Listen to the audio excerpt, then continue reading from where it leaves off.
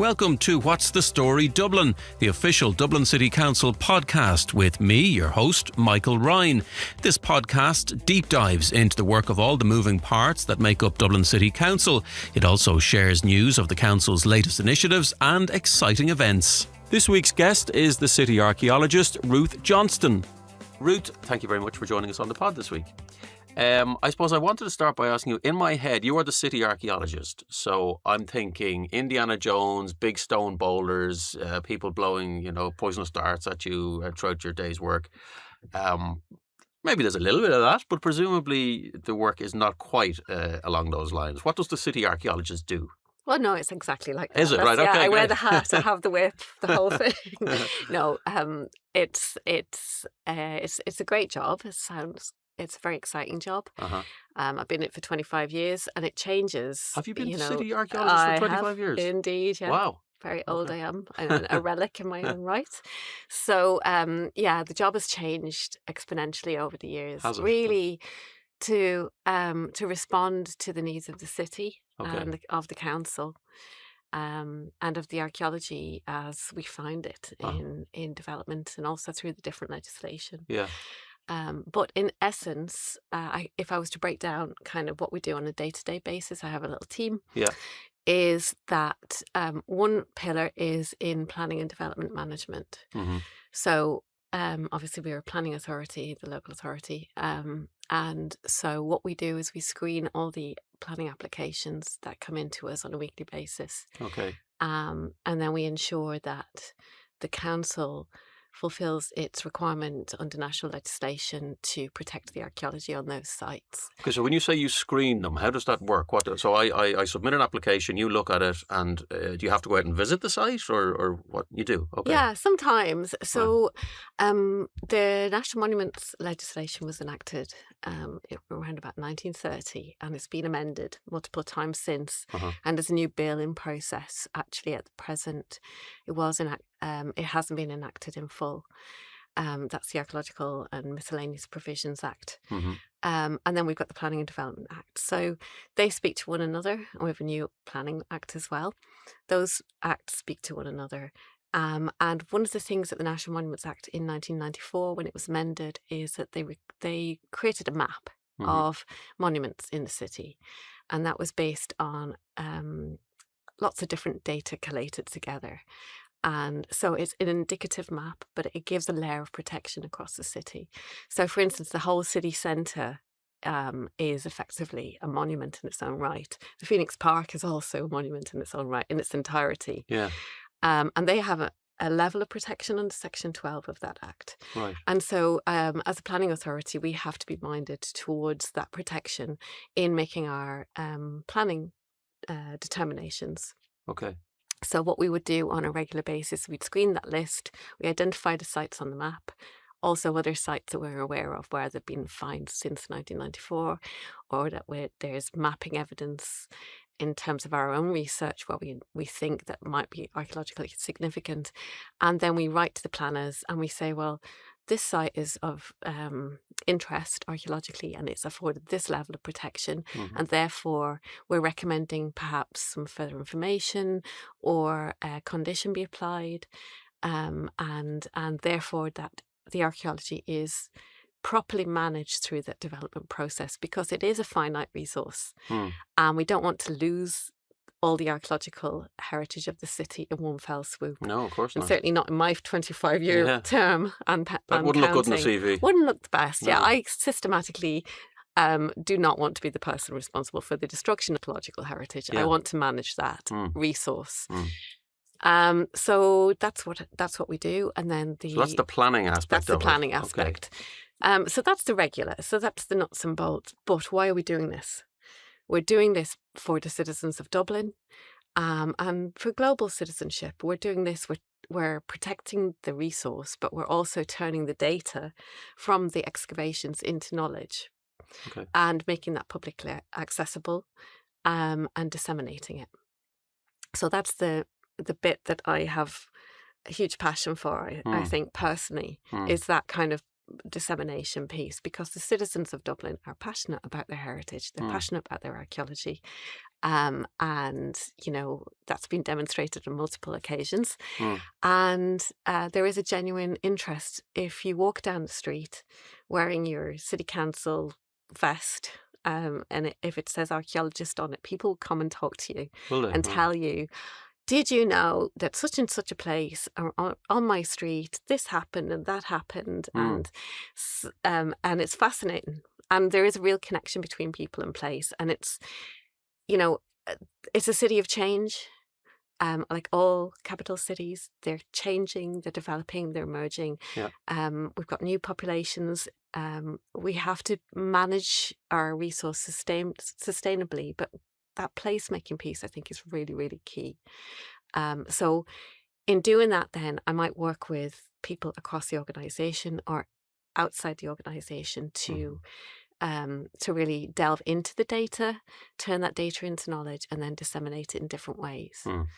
So one of the pieces that we're working on a research basis at the moment is it's an environmental strategy for the excavations that have happened in Dublin. We've called it DubCess because cess is kind of a lot of the things that we're dealing with is cess, Okay. human waste pits.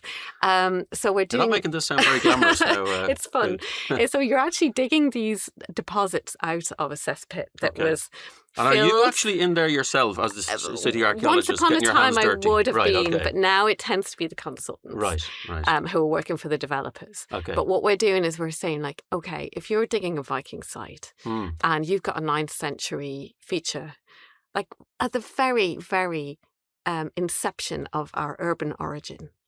Very, very important. Like Dublin has very important urban origins that are of international value. Mm. We have amazing preservation. We have waterlogging, and that preserves like even the finest grains, nutshells, insect remains, pollen from a specific time and place. It's like captured, like an insect in resin. It's that kind of idea. Yeah. It's captured in time. So what we're doing is we're going back and we're doing this kind of analysis of that material and really understanding what people were eating, what they were growing, what the climate looked like, what the climate was like in 941 or 841 AD, and what kind of parasites they had, what animals were living alongside them, how wet the conditions were, that kind of like fascinating level of detail that we can get out of that sampling of that material that we take out of sites. So that's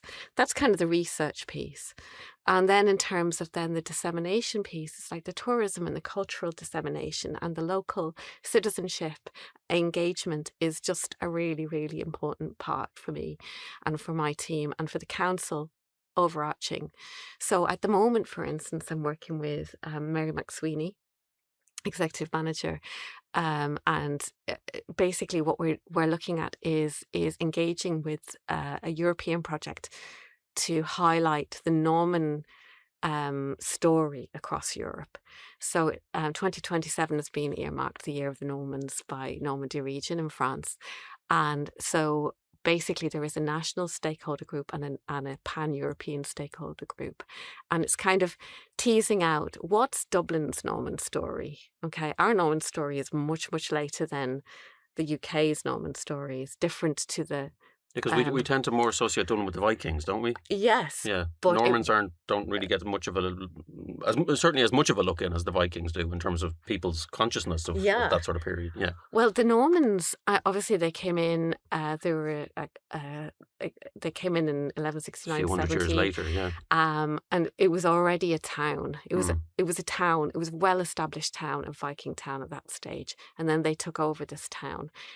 The Normans and the Vikings were actually kind of the same people. They were the same elite that were working around Europe, all over the place around Europe at a specific time. They came into Ireland, but they were in power, obviously. It became a colonial capital. Dublin Castle was the seat of the power, and they had a huge influence on the shaping of Dublin. Like Wood Quay was the Norman port town, port side.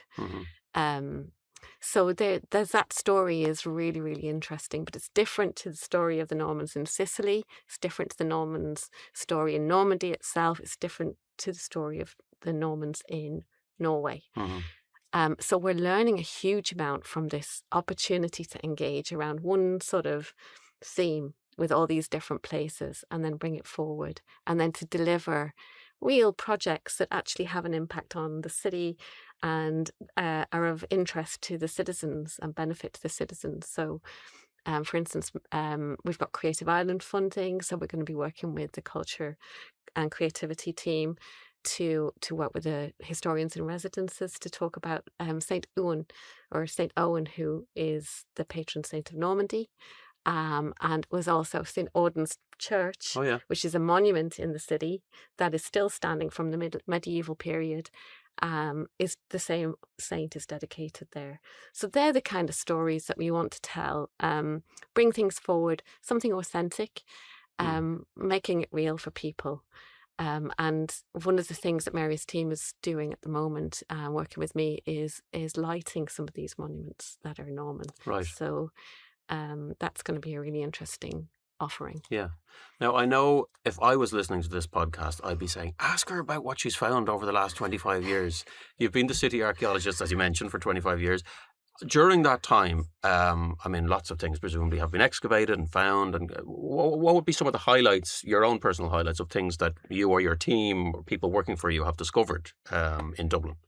Okay, oh gosh, it's a hard one. I mean, is there lots of them, like, or yeah, I Right. suppose, like, I'm not physically the person digging Yeah. the site, Sure. but I do have oversight Yeah. and a strong link with all of the sites that are being excavated. Mhm. But like literally as I was walking here today, Michael, I got a text message from a consultant archaeologist with a photo of an artifact, and he's like, because I'm interested in horses as well as archaeology, so Yeah. he's like, is this something you would recognise? I think it's 13th century. Is it an equestrian piece? So these are the kind of things are being found all the time. Yeah. Was that And like that piece? Would that be like off a saddle or something, or off a clothes? potentially, Or? he's Right. kind of asking, would I know Right. what it might be from? But personally, for me, because I did my degree in archaeology, I did my PhD in medieval history in Trinity, but my focus was on the Viking period Mhm. and Viking urbanization and the cultural melting pot that was Dublin in the Viking Age, and particularly in the 10th century. So that's my particular interest. So when I became city archaeologist in 2001, there hadn't been any Viking discoveries of human burials prior to the 1930s or post the 1930s. Yeah. Right. And in 2001, we were testing a site. A consultant was testing a site for a planning, Mhm. a site that was being developed. And I was engaging through planning, and we were just like, there's something here. We could just sense from the research and the work that we'd done, background work, that there was something really important about this site. So she tested the site, and then we looked at the analysis, and we're like, there's something not adding up. So we decided she'd go back in, Mhm. and she found Viking burial. Wow. Pagan burial Wow. with little beads and little kind of artifacts. And that was the first Viking burial uncovered in Dublin in what, 70 years? Yeah. Wow. So that happened. So Yeah. that was so exciting. Yeah. Where was that, Ruth? Ship Street. Okay. So just a stone's throw from Dublin Castle, close to the puddle. Mhm. And since then, we have had a number of sites in that vicinity, all the way around the back of the castle, kind of the Aungier Street, Georgia Street, and around Lepole Square. Well, we know there was a Christian burial ground. I was just going but to ask you, what conclusion can we draw from that? That Yeah. it was a Christian burial There ground. was a Right. Christian burial ground, but these pagan burials that we found, like, I don't know, was it 8, 9, 10, 11 of them now at this stage, Mm. all seem to kind of be focused around an early medieval Irish Christian settlement and burial ground, sorry, not settlement. Mhm. So why? What was happening here? Like, and the story is really fascinating, is that these pagan incomers had come in 841, overwintered in Dublin, around the pool probably. That's where they harboured their boats. But we thought that they'd actually eradicated the local population and taken over that part of the town, or that part of what is now the town. City, yeah. Wasn't then. But what it seems like is that these pagan burials are focused in around the Christian burial sanctuary. And so that they must have, and that continued to be used all the way through to the 11th century. So they the existed Irish, alongside so them. they coexisted. Right. Really, really fascinating. And then we got some isotopic analysis of the teeth done, and obviously this was mostly consultant led for the developers but like this, we were teasing all this out through planning and compliance and DM and that kind of thing. There's a lot of dialogue. And they got isotopic analysis, and some of those skeletons came from the Hebrides, but they were buried as pagan Vikings. And then others came from Scandinavia directly. So we started to get a much more nuanced understanding of, the Vikings didn't just conquer, throw out the Irish from this location. They were coexisting. They had some kind of symbiotic relationship. Secondly, that the Vikings were not just coming straight from Norway to Dublin.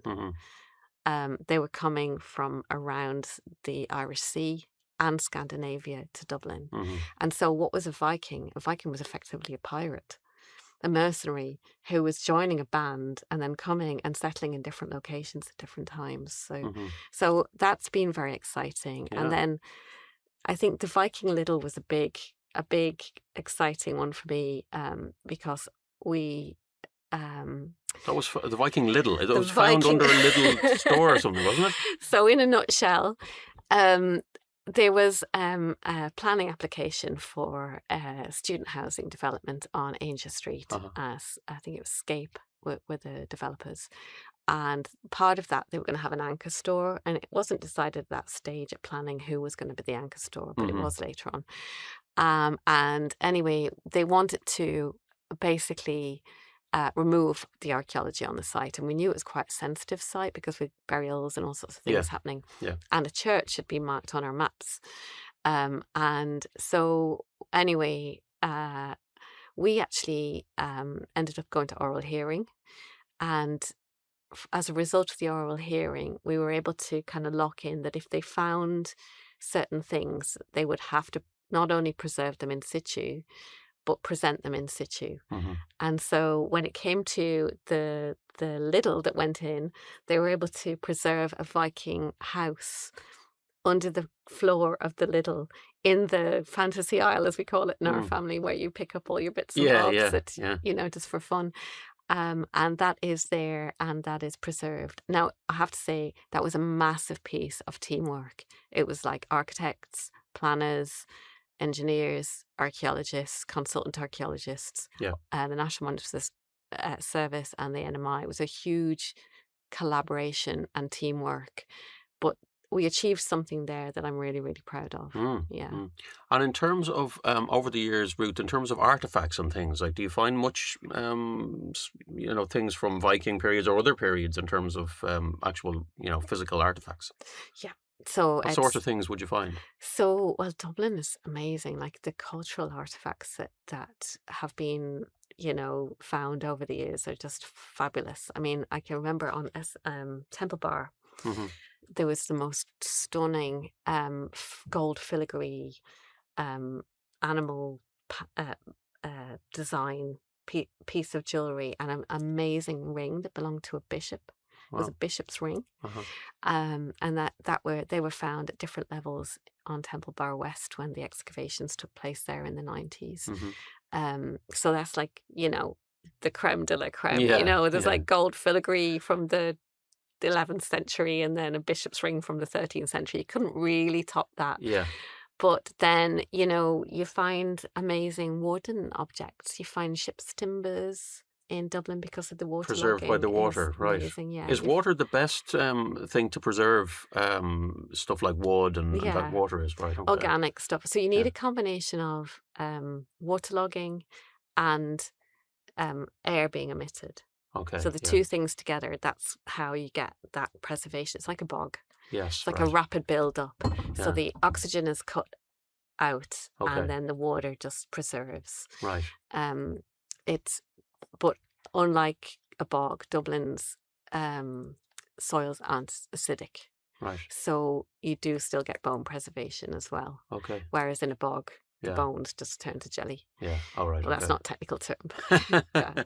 But do you suspect that we're living in a city on top of a lot of undiscovered gems? I don't mean gems in the literal sense of jewellery, but that there are lots of things under our feet every day that we walk around the city centre on top of. Absolutely, 100%. And, we're like just below the surface, like 100 mils, 200 mils below the surface, there'll be red brick cellars from 18th century houses that are long gone off the street, Hmm. but they're still there. And then below that, then, depending on where you are in the city, you might get waterlogged deposits like Viking houses and Viking paths and fences. Hmm. And then so that will be kind of around the civic offices area, Werburg Street, and Castle Street. And then elsewhere in the city, like in the north side around the fruit and veg markets, you find like masonry remains of the precinct of Mary's Abbey that was there in the medieval period. In the Liberties Thomas's Abbey, we find remnants of that precinct walls and foundations from the medieval abbey that was there. Mm-hmm. In Trinity, you find the evidence for All Hallows Priory. So all these things, the traces are still there below the ground, and we try to keep them there. Do you? Right. Yeah. So if you're developing a site and it's got medieval masonry, we try and get you to design the foundations in such a way that we can keep as much as possible. What about? I mean, you referred to obviously finding ancient remains and stuff like that. What happens to them? Are they sometimes left in the site, or sometimes are they removed to, like, I don't know, the National Museum or something? Or how does that work? What do you do with things that you find in the ground, artifacts and remains, human remains? That's a good question. Well, it's a case by case basis, Michael. Right. So, ideally, preservation in situ is like really the preferred option always. Just keep it there. It's a resource. If I dug that site tomorrow across the road, I would get this amount of information out of it, but it's destroyed.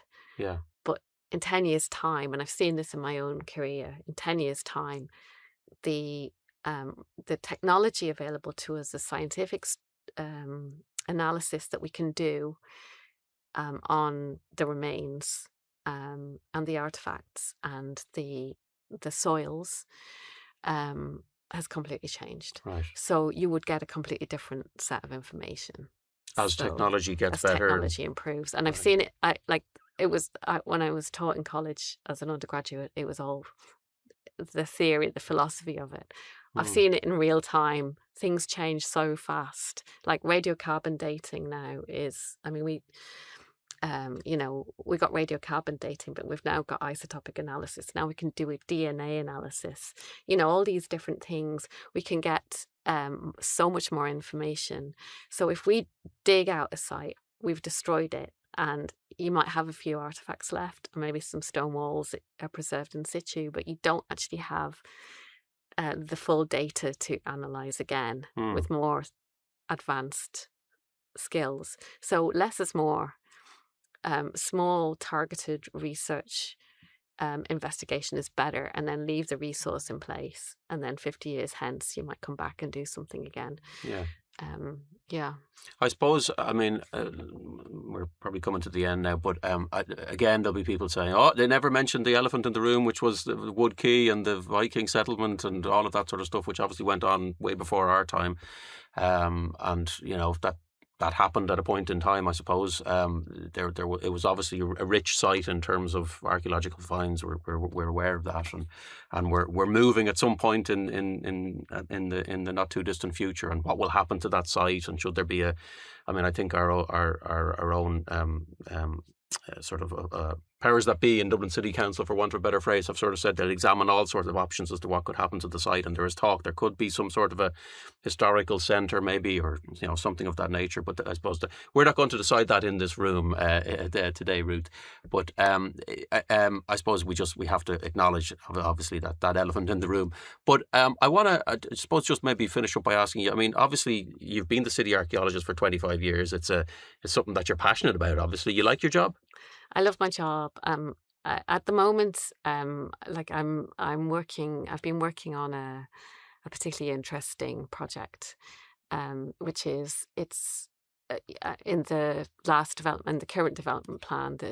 The city planner at the time, Deirdre Scully, had the foresight to identify an area of the city as an SDRA. What does that mean now? Explain that to So people. basically, it's like a special redevelopment zone, and because of its archaeological and cultural importance, and that's just Werburgh Street area. And so I've been working with the team on that, and the project manager Fiona Cooper, and we've